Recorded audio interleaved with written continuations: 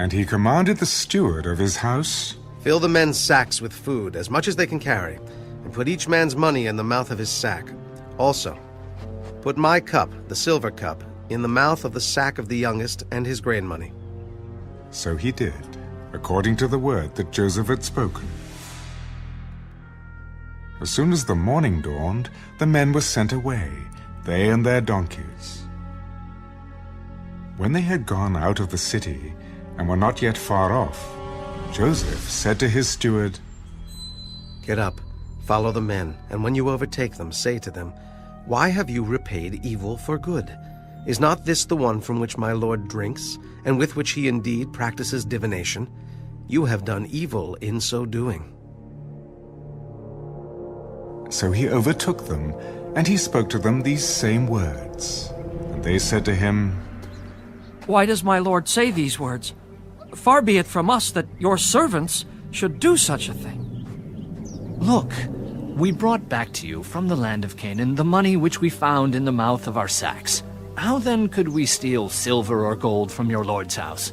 With whomever of your servants it is found, let him die. And we also will be my lord's slaves. No, also let it be according to your words. He with whom it is found shall be my slave, and you shall be blameless. Then each man speedily let down his sack to the ground, and each opened his sack. So he searched. He began with the oldest and left off with the youngest. And the cup was found in Benjamin's sack. Then they tore their clothes, and each man loaded his donkey and returned to the city. So Judah and his brothers came to Joseph's house, and he was still there, and they fell before him on the ground. And Joseph said to them, What deed is this you have done? Did you not know that such a man as I can certainly practice divination? Then Judah said, What shall we say to my lord? What shall we speak? Or how shall we clear ourselves? God has found out the iniquity of your servants. Here we are, my lord's slaves, both we and he also with whom the cup was found. Far be it from me that I should do so. The man in whose hand the cup was found, he shall be my slave. And as for you, go up in peace to your father. Then Judah came near to him.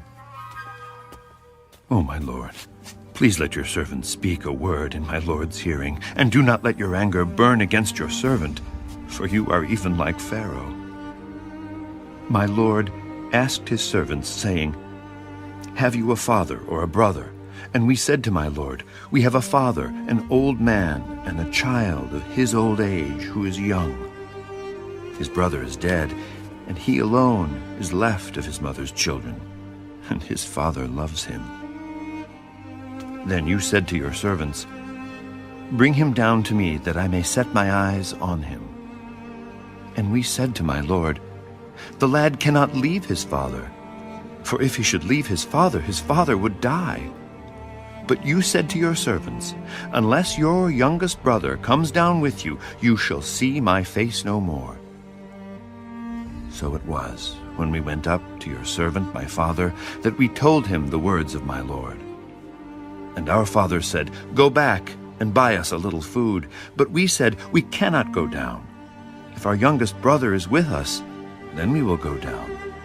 For we may not see the man's face unless our youngest brother is with us. Then your servant my father said to us, You know that my wife bore me 2 sons. And the one went out from me, and I said, Surely he is torn to pieces, and I have not seen him since. But if you take this one also from me, and calamity befalls him, you shall bring down my gray hair with sorrow to the grave. Now, therefore, when I come to your servant my father, and the lad is not with us, since his life is bound up in the lad's life, it will happen, when he sees that the lad is not with us, that he will die. So your servants will bring down the gray hair of your servant our father with sorrow to the grave.